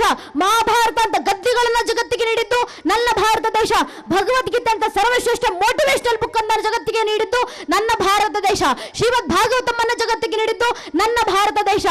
ಧರ್ಮಶಾಸ್ತ್ರ, ಅರ್ಥಶಾಸ್ತ್ರ, ಖಗೋಳ, ವಿಜ್ಞಾನ, ಭೌತಶಾಸ್ತ್ರ, ಸಂಖ್ಯಸೂತ್ರ, ಮೀಮಾಂಸಾ ಸೂತ್ರ, ನಾಟ್ಯಶಾಸ್ತ್ರ, ಯೋಗಶಾಸ್ತ್ರ, ಯೋಗ ವಿಶಿಷ್ಟ, ಅಭಿನವ ಭಾರತ, ಪಂಚತಂತ್ರ, ದಿವ್ಯ ಪ್ರಬಂಧ, ತಿರುಮುರೆ, ಪಂಚದಶಿ, ವೇದಾಂತ ಸಾರ, 25 ಶಾಸ್ತ್ರ, 25 ಸೂತ್ರ, ಶಿವಸೂತ್ರ, ಶಿವಸಂಹಿತ, ರಾಮಾಯಣ, ಮಹಾಭಾರತ, ಭಗವದ್ಗೀತೆ, ಶ್ರೀಮದ್ ಭಾಗವತಂ, ಹರಿವಂಶ ಪುರಾಣ, ಪದ್ಮ ಪುರಾಣ ಅಂತ 25 ಶಾಸ್ತ್ರ, 25 ಸೂತ್ರಗಳಂತ ಸಾವಿರಾರು ಗ್ರಂಥಗಳನ್ನ ಜಗತ್ತಿಗೆ ನೀಡಿ ಇಡೀ ಜಗತ್ತು ಅಜ್ಞಾನದ ಅಂಧಕಾರದಲ್ಲಿ ಮುಳುಗೋಗ್ತಾ ಇದ್ದಂತ ಸಂದರ್ಭದಲ್ಲಿ ಜಗತ್ತಿನ ಮುಂದೆ ಜ್ಞಾನ ಭಾಸ್ಕರನಂತೆ ಹೊಳೆದು ತನ್ನ ಜ್ಞಾನದ ಉಷಕಿರಣಗಳಿಂದ ಜಗತ್ತನ್ನ ಪ್ರಜ್ವಲಿಸಿ ನಿಂತಂತೆ ಏಕೈಕ ದೇಶ ಅದು ನನ್ನ ದೇಶ ಭಾರತ ಮಾತ್ರ. ಈ ಭಾರತಕ್ಕಿರುವಂತ ಹಿರಿಮೆ. ಇಂತಹ ಭಾರತ ದೇಶದ ಜಗತ್ತಿಗೆ ಪ್ರಥಮ ಪುಸ್ತಕ ಕೊಟ್ಟಿದ್ಯಾರು? ಜಗತ್ನಲ್ಲೇ ರಚನೆ ಆದಂತ ಪ್ರಥಮ ಪುಸ್ತಕ ಋಗ್ವೇದ, ಲಕ್ಷಾಂತರ ವರ್ಷಗಳಿಂದ ಬರೆದಿದ್ದು. ಆ ಜಗತ್ತಿನ ಪ್ರಥಮ ಪುಸ್ತಕ ಋಗ್ವೇದವನ್ನು ಕೊಟ್ಟಿದ್ದು ನಾವು ಭಾರತೀಯರು. ಜಗತ್ತಿಗೆ ಪ್ರಥಮ ಕಾವ್ಯವನ್ನು ಕೊಟ್ಟಿದ್ಯಾರು? ನಾವು ಭಾರತೀಯರು, ರಾಮಾಯಣ. ಜಗತ್ತಿಗೆ ಪ್ರಥಮ 1 ಲಕ್ಷ ಶ್ಲೋಕಗಳನ್ನು ಹೊಂದಿರುವಂತಹ ಬೃಹತ್ತಾದ ಗ್ರಂಥವನ್ನು ಕೊಟ್ಟಿದ್ಯಾರು? ನಾವು ಭಾರತೀಯರು, ಮಹಾಭಾರತ. ಜಗತ್ತಿಗೆ ಪ್ರಥಮ ಪ್ರೇರಣಾದಾಯಕ ಪುಸ್ತಕ ಅಂತ ಕೊಟ್ಟಿದ್ಯಾರು? ನಾವು ಭಗವದ್ಗೀತೆ ಪುಸ್ತಕ. ಜಗತ್ತಿನಲ್ಲಿ ಪ್ರಥಮ ಸಮಾಜಶಾಸ್ತ್ರ ಪುಸ್ತಕವನ್ನು ಕೊಟ್ಟಿದ್ಯಾರು? ಸೋಷಿಯಾಲಜಿ ಪುಸ್ತಕ ಕೊಟ್ಟಿದ್ಯಾರು? ನಾವು ಕಪಿಲ ಸೂತ್ರ, ಕಲ್ಪಸೂತ್ರ. ಇಡೀ ಜಗತ್ತಿನಲ್ಲಿ ಪ್ರಥಮ ಬಾರಿಗೆ ಅಸ್ಟ್ರಾಲಜಿ ಪುಸ್ತಕವನ್ನು ಕೊಟ್ಟಿದ್ಯಾರು? ನಾವು ಅಷ್ಟಾಂಗ ಜ್ಯೋತಿಷ್ಯ. ಜಗತ್ತಿನಲ್ಲಿ ಪ್ರಥಮ ವ್ಯಾಕರಣ ಶಾಸ್ತ್ರ ಪುಸ್ತಕ ಕೊಟ್ಟಿದ್ಯಾರು? ನಾವು ಪಾಣಿನಿ ಅಷ್ಟಾಧ್ಯಾಯಿ. ಜಗತ್ತಿನಲ್ಲಿ ಎಲ್ಲಾ ಪ್ರಥಮವನ್ನ ಕೊಟ್ಟವರು ನಾವುಗಳೇ. ಜಗತ್ತಿಗೆ ಗಣಿತದ ಪರಿಚಯ ಮಾಡಿಕೊಟ್ಟಿದ್ ನಾವು, ಸೊನ್ನೆಯನ್ನ ಜಗತ್ತಿಗೆ ಪರಿಚಯ ಮಾಡಿಕೊಟ್ಟಿದ್ ನಾವು. ನಮಗೆ ಇಷ್ಟೇ ಗೊತ್ತಿರೋದು ಗಣಿತದಲ್ಲಿ 0 ಕೊಟ್ಟಿದ್ದೀವಿ ನಾವು ಅಷ್ಟೇ ಅಂತ. ಗಣಿತದಲ್ಲಿ ಎಷ್ಟು ಅಗಾಧ ಸಾಧನೆ ಮಾಡಿತು ಗೊತ್ತೇ ಭಾರತ. ಇಡೀ ಭಾರತದ ಇತಿಹಾಸ ಬಿಡಿ. 2ನೇ ಭಾಸ್ಕರಾಚಾರ್ಯ ಹೆಸರನ್ನು ಕೇಳಿದ್ದೀರಾ? ಮಹಾನ್ ಗಣಿತ ಶಾಸ್ತ್ರಜ್ಞ. ಹುಟ್ಟಿದಲ್ಲಿ ನಮ್ಮದೇ ಕರ್ನಾಟಕದಲ್ಲಿ. ನಮ್ಮ ಕರ್ನಾಟಕದ ಕನ್ನಡ ನಾಡಿನ ಭಾಸ್ಕರಾಚಾರ್ಯರು ಒಂದು ಕಾಲದಲ್ಲಿ ಜಗತ್ತಿಗೆ ಗಣಿತವೇ ಗೊತ್ತಿರಲಿಲ್ಲ. ಆ ಸಂದರ್ಭದಲ್ಲಿ ಹೇಗೆ ಗಣಿತದ ಲೆಕ್ಕ ಹಾಕಬೇಕು, ಸಂಖ್ಯೆಗಳ ಲೆಕ್ಕ ಹಾಕಬೇಕು ಅಂತ ಗೊತ್ತಿಲ್ಲದಿರುವಂತ ಸಂದರ್ಭದಲ್ಲಿ 1ರ ಎದುರಿಗೆ 17 ಸೊನ್ನೆಗಳನ್ನ ಬರೆದ್ರೆ ರಿಪಿಟೇಷನ್ ಇಲ್ದಿರ ಯಾವ ರೀತಿ ಓದಬೇಕು ಅನ್ನೋದನ್ನ ಭಾಸ್ಕರಾಚಾರ್ಯ ಹೇಳಿಕೊಟ್ಟಿದ್ರು. ಒಂದು ರಿಪಿಟೇಷನ್, 1ರ ಮುಂದೆ 17 ಸೊನ್ನೆಗಳು. ಏಕ, ದಶ, ಶತ, ಸಹಸ್ರ, ಅಯುತ, ಲಕ್ಷ, ಪ್ರಯುತ, ಕೋಟೆ, ಕ್ರಮಶಃ, ಅರ್ಬುದ, ಮರ್ಬ, ಅರ್ಜಂ, ಕರ್ವ, ನಿಖರ್ವ, ಮಹಾಪದ್ಮ, ಶಂಕರಸ್ತಸ್ಮ, ಜಲದಿ, ಅಂತ್ಯ, ಮಧ್ಯ, ಪರಾರ್ಧ, ಇತಿ ದಶಗುಣೋತ್ತರ ಸವ್ಯ ಅಂತ 1ರ ಮುಂದೆ 17 ಸೊನ್ನೆಗಳನ್ನ ಹಾಕಿದ್ರೆ ರಿಪಿಟೇಷನ್ ಇಲ್ದಿರ ಯಾವ ರೀತಿ ಓದಬೇಕು ಅನ್ನೋದನ್ನ ನಮ್ಮ ಕರ್ನಾಟಕದ ಭಾಸ್ಕರಾಚಾರ್ಯ ಹೇಳಿಕೊಟ್ಟಿದ್ರು. ಇಷ್ಟು ಗಣಿತದಲ್ಲಿ ಮುಂದುವರೆದಂತ ದೇಶ, ಈ ದೇಶದ ಈ ಪರಂಪರೆಯ ಈ ಮಹಾನ್ ಗ್ರಂಥವನ್ನು ಹೊಂದಿದಂತ ಜ್ಞಾನದ ಸಾಗರವೇ ಆಗಿರುವಂತ ಈ ಭಾರತ ದೇಶದ ಈ ಜ್ಞಾನ ಪರಂಪರೆ ಉತ್ತರಾಧಿಕಾರಿಗಳು ಯಾರು? ನಾವುಗಳು. ವೇದ ಉಪನಿಷತ್ತುಗಳ ಪೀಠಾಧಿಕಾರಿಗಳು ಅಂತ ಕೂತು ನಮ್ಮ ಭಾರತದ ಪೀಠದ ಮೇಲೆ ಕೂತು ಇಡೀ ಜಗತ್ತನ್ನು ಆಳುವಂತ ಸಾಮರ್ಥ್ಯ ಯಾರಿಗಿದೆ? ನಮಗಿರೋದು. ಇಡೀ ಭಾರತದ ವಾರಸುದಾರರು ಯಾರು? ನಾವುಗಳು ರೀ. ಇಲ್ಲಿ ಕೂತಿರುವಂತ ನಾನು ನೀನೇ ಬಂದು ಧರ್ಮ ರಕ್ಷಣೆ ಮಾಡಬೇಕು, ದೇಶ ರಕ್ಷಣೆ ಮಾಡಬೇಕು. ನಮ್ಮ ಭಾರತೀಯ ಧರ್ಮ, ನಮ್ಮ ಭಾರತೀಯ ಸಂಸ್ಕೃತಿ, ನಮ್ಮ ಭಾರತೀಯ ಪರಂಪರೆ ರಕ್ಷಣೆ ನಾನು ಮಾಡಲಿಲ್ಲ, ಇನ್ಯಾರು ಬಂದು ಮಾಡ್ತಾರೆ? ಅದಕ್ಕೆ ವಿವೇಕಾನಂದ ಹೇಳಿದ್ರು, ನನಗೆ ನಂಬಿಕೆ ಇದೆ ನಮ್ಮ ಯುವಕರ ಮೇಲೆ. ಅನೇಕರು ಹೇಳ್ತಾರಲ್ಲ, ಟುಡೇಸ್ ಯೂತ್ಸ್ ಆರ್ ಯೂಸ್ಲೆಸ್. ಈಗಿನ ಯುವಕ ಇದ್ರ ಕೆಲಸಕ್ಕೆ ಬಾರದಿರೋರು ಅಂತ. ವಿವೇಕಾನಂದ ಹೇಳಿದ್ರು, youths are not useless, youths are used less ಅಂತ. ಕೆಲಸಕ್ಕೆ ಬಾರದವರು ಅಂತಲ್ಲ, ಕೆಲಸ ಕೊಟ್ಟಿಲ್ಲ ನೀವು ಆ ಯುವಕರಿಗೆ, ಏನು ಮಾಡಬೇಕು ಅಂತ ಗೊತ್ತಿಲ್ಲ, ಅದಕ್ಕೆ ಸುಮ್ಮನೆ ಇದ್ದಾರೆ. ಅವ್ರಿಗೆ ಕೊಡಬೇಕಾಗಿರುವಂತ ಕೆಲಸವನ್ನ ಕೊಟ್ಟಿ ನೋಡಿ ಅವರ ಸಾಮರ್ಥ್ಯ ಹೊರಗೆ ಬರುತ್ತೆ ಅಂತ ವಿವೇಕಾನಂದರು ಪ್ರಥಮ ಬಾರಿಗೆ ನಮ್ಮಲ್ಲಿ ನಂಬಿಕೆ ಇಟ್ಟಂತವ್ರು. ವಿವೇಕಾನಂದರು ನಂಬಿಕೆ ಇಟ್ಟು ಹೇಳ್ತಾರೆ, my faith lies in the youngsters of India, out of them will come my workers and workers lions and lionesses for the nation. ನನ್ನ ನಂಬಿಕೆ ನನ್ನ ಭಾರತದ ಯುವಕರ ಮೇಲಿದೆ. ಆ ಯುವತಿಯರು ಸಿಂಹಿಣಿರೆ ಅಂತ ಎದ್ದು ಬಂದು ದೇಶಕ್ಕೋಸ್ಕರ ಕೆಲಸ ಮಾಡಿ ಭಾರತವನ್ನ ಮತ್ತೊಮ್ಮೆ ಜಗತ್ತಿನ ಮುಂದೆ ವಿಶ್ವಮಾತೆಯಾಗಿ ಎದ್ದು ನಿಲ್ಲಿಸ್ತಾರೆ ಅನ್ನೋ ಸಾಮರ್ಥ್ಯದ ನಂಬಿಕೆ ನನಗಿದೆ ಅಂತ ವಿವೇಕಾನಂದರು ಯಾರ ಮೇಲೆ ನಂಬಿಕೆ ಇಟ್ಟಿದ್ದು? ಇಲ್ಲಿ ಕೂತಿರುವಂತ ನನ್ನ ಮೇಲೆ, ನಿನ್ನ ಮೇಲೆ. ಆ ನಂಬಿಕೆ ನಾವು ಉಳಿಸ್ಕೊಳ್ಬೇಕು, ದೇಶಕ್ಕೋಸ್ಕರ ಕೆಲಸ ಮಾಡಬೇಕು. ಅಣ್ಣವ್ರು ಹೇಳಿದ್ರಲ್ಲ, ವಿಶ್ವಗುರು ಆಗಬೇಕು ಭಾರತ, ಮತ್ತೊಮ್ಮೆ ವಿಶ್ವಮಾತೆಯಾಗಿ ಎದ್ದು ನಿಲ್ಲಬೇಕು ಭಾರತ. ಹೇಗಾಗುತ್ತೆ? ನಾವು ಕೆಲಸ ಮಾಡಿದಾಗ ಆಗೋದು. ನಾವು ಕೆಲಸ ಮಾಡೋದಂದ್ರೇನು? ದೇಶಕ್ಕೋಸ್ಕರ ನಿನ್ನ ಕೈಯಿಂದ ಏನು ಕೆಲಸ ಆಗುತ್ತೋ ಆ ಕೆಲಸ ಮಾಡಿ. ವಿವೇಕಾನಂದರು ಹೇಳ್ತಾರೆ, ಡಿಗ್ರಿ ಸರ್ಟಿಫಿಕೇಟ್ಗಳನ್ನು ತಗೊಂತೀವಲ್ಲ, ವಿವೇಕಾನಂದರು ಕರೆ ಕೊಟ್ಟರು, ನೀನು ಪಡೆದಿರುವಂತ ಡಿಗ್ರಿ ಸರ್ಟಿಫಿಕೇಟ್ಗಳು ಅಕಸ್ಮಾತ್ ನಿನ್ನ ದೇಶಕ್ಕೆ ಉಪಯೋಗ ಬರಲಿಲ್ಲ ಅಂದ್ರೆ ದಯವಿಟ್ಟು ಆ ಡಿಗ್ರಿ ಸರ್ಟಿಫಿಕೇಟ್ ಅನ್ನು ತಗೊಂಡೋಗಿ ಹಿಂದೂ ಮಹಾಸಾಗರದಲ್ಲಿ ಮುಳುಗಿಸಿ ಬನ್ನಿ ಅಂತ ವಿವೇಕಾನಂದರು ಕೊಟ್ಟ ಸಂದೇಶ. ನಾನು ಜೀವನದಲ್ಲಿ ಏನು ಮಾಡಿದ್ರು ಅದು ದೇಶಕ್ಕೆ ಪರವಾಗಿರಬೇಕು. ಏನನ್ನು ಬೇಕಾದ್ರೂ ಮಾಡಿ, ಅದು ದೇಶದ ಪರವಾಗಿ ಕೆಲಸ ಮಾಡಿ. ನೀನು ಆಡುವಂತ ಮಾತು ದೇಶದ ಪರವಾಗಿರಬೇಕು. ಯಾಕೆ? ನೀನೇ ಭಾರತ. ಭಾರತ ಅಂದ್ರೆ ಭೂಪಟ ನೋಡ್ತೀವಿ ನಾವು, ನಕ್ಷೆ ನೋಡ್ತೀವಿ, ಅದೆಲ್ಲ ಭಾರತ. ಅದು ಭೂಗೋಳ ಅಷ್ಟೇ, ಅದು ಭೂಪಟ ಅಷ್ಟೇ, ಅದು ಭೂಮಿ ಆಕಾರ ಅಷ್ಟೇ. ನಿಜವಾದ ಭಾರತ ಇಲ್ಲಿದೆ. ಇಲ್ಲಿರುವಂತ ನಾನು ನೀವುಗಳೇ ಭಾರತ. ನಮ್ಮ ಶಿಖರವೇ. ಆಗ್ಲೇ ಅಣ್ಣವರು ಹೇಳಿದ್ರಲ್ಲ, ಬಸವಣ್ಣನವರು ಕೊಟ್ಟಂತ ಸಂದೇಶ, ಎನ್ನ ದೇಹವೇ ದೇಗುಲ, ಎನ್ನ ಕಾಲೇ ಕಂಬ, ದೇಹವೇ ದೇಗುಲ, ಶಿರವೇ ಹೊನ್ನ ಕಳಸವಯ್ಯ. ಇದೇ ಶಾಸ್ತ್ರಗಳ ಮಾತು. ದೇಹ ದೇವಾಲಯ ಪ್ರೋಕ್ತ, ಶಿರ ಶಿಖರ ಮುಚ್ಚತಿ. ಇದನ್ನೇ ಹೇಳಿದ್ದು. ಇಡೀ ಭಾರತ ನೀನಾಗಿದ್ಯಪ್ಪ. ಭಾರತ ಎಂಬ ಇಡೀ ದೇಗುಲ ನಿನ್ನಲ್ಲಡಗಿದೆ. ನಿನ್ನ ಕಾಲುಗಳೇ ಕನ್ಯಾಕುಮಾರಿ, ನಿನ್ನ ದೇಹವೇ ಇಡೀ ಭಾರತದ ಆಕಾರ, ನಿನ್ನ ಶಿಖರವೇ ಜಮ್ಮು ಮತ್ತು ಕಾಶ್ಮೀರ. ಆ ಹಿಮಾಲಯ ಪರ್ವತ ಶ್ರೇಣಿಗಳು ನಿನ್ನ ತಲೆಯೊಳಗೆ ಜ್ಞಾನ ಸಾಗರದಂತೆ ಹರಿತಿದ್ದಾವೆ. ಅಲ್ಲಿಂದ ಹರಿದು ಬರುವಂತ ಜ್ಞಾನ ಗಂಗೆ ನಿನ್ನ ಮಸ್ತಕದಿಂದ ಇಡೀ ಜಗತ್ತನ್ನು ಬೆಳಗುವಂತೆ ಪ್ರಭವಿಸಲಿ ಅಂತ ವಿವೇಕಾನಂದರು ಕೊಟ್ಟ ಸಂದೇಶ. ನೀನು ಭಾರತ ಇದ್ದೀಯಾ? ನೀನು ಜಾಗೃತನಾದ್ರೆ ಭಾರತ ಜಾಗೃತವಾಗುತ್ತೆ. ನೀನು ಒಂದು ಮಾತನಾಡಿದ್ರೆ ಅದು ಭಾರತ ಮಾತಾಡ್ದಂಗೆ, ನೀನು ಉಸಿರಾಡಿದ್ರೆ ಅದು ಖುದ್ದು ಭಾರತವೇ ಉಸಿರಾಡಿದ ಹಾಗೆ, ನೀನು ಒಂದು ಹೆಜ್ಜೆ ಇಟ್ಟರೆ ಇಡೀ ಭಾರತ ದೇಶವೇ ಒಂದು ಹೆಜ್ಜೆ ಇಟ್ಟ ಹಾಗೆ, ನೀನು ಕೆಲಸ ಮಾಡಿದ್ರೆ ಅದು ದೇಶವೇ ಕೆಲಸ ಮಾಡಿದ ಹಾಗೆ. ಆದ್ರಿಂದ ನಾನು ಮಾಡುವಂತ ಒಂದೊಂದು ಕೆಲಸ ದೇಶಕ್ಕೆ ಪೂರಕವಾಗಿರಬೇಕು. ನಾನೇ ದೇಶದ ಕೆಲಸ ಮಾಡ್ತಾ ಇದ್ದೇನೆ ಅನ್ನೋ ಭಾವನೆಯಲ್ಲಿ ಕೆಲಸ ಮಾಡಬೇಕು. ನಮ್ಮ ಕೈಯಿಂದ ಏನು ಕೆಲಸ ಆಗುತ್ತೆ? ನಿನ್ನಿಂದ ಮಾತಾಡಿ ದೇಶ ಜಾಗೃತಿ ಮಾಡ್ಲಿಕ್ಕಾಗತ್ತಾ? ಮಾತಾಡಿ ದೇಶ ಜಾಗೃತಿಯನ್ನ ಮಾಡಿ. ನಿಮ್ಮಿಂದ ಕೆಲಸ ಮಾಡಿ ಜಾಗೃತಿ ಮಾಡ್ಲಿಕ್ಕಾಗತ್ತಾ? ಶಿಕ್ಷಣ ಪಡೀರಿ, ನಿಮ್ಮ ಕೆಲಸಕ್ಕೆ ಹೋಗಿ ಆ ಕೆಲಸದ ಮೂಲಕ ದೇಶವನ್ನ ಜಾಗೃತಿಗೊಳಿಸಿ, ದೇಶವನ್ನ ಭದ್ರಗೊಳಿಸಿ, ದೇಶವನ್ನ ಉನ್ನತ ಮಟ್ಟಕ್ಕೆ ಕರೆದು ಹೋಗಿ. ಅಂಬೇಡ್ಕರ್ ಅವರು ಹೇಳ್ತಾರಲ್ಲ, ಶಿಕ್ಷಣ ಅನ್ನೋದು ಹುಲಿಯ ಹಾಲಿದ್ದಂತ, ಕುಡಿದವನು ಗರ್ಜಿಸಲೇಬೇಕು ಅಂತ. ಶಿಕ್ಷಣಕ್ಕಿರುವ ಸಾಮರ್ಥ್ಯ ಅಂತದ್ದು. ಆ ಶಿಕ್ಷಣ ನಿಮ್ಗೆ ಒದಗಿಸಿಕೊಟ್ಟಿದ್ದಾರೆ, ಉಪಯೋಗಿಸ್ಕೊಳ್ಳಿ ಅದನ್ನ. ದೇಶಕ್ಕೆ ಪೂರಕವಾಗಿ ಕೆಲಸ ಮಾಡಿದರ ಮೂಲಕ ನಿಮ್ಮಿಂದ ಬರೆದು ಜಾಗೃತಿ ಮಾಡ್ಲಿಕ್ಕಾಗತ್ತಾ? ದೇಶಭಕ್ತಿ ಗೀತೆ, ದೇಶದ ಇತಿಹಾಸವನ್ನ, ನೈಜ ಇತಿಹಾಸವನ್ನ ಬರೆದು ದೇಶ ಜಾಗೃತಿ ಮೂಡಿಸಿ.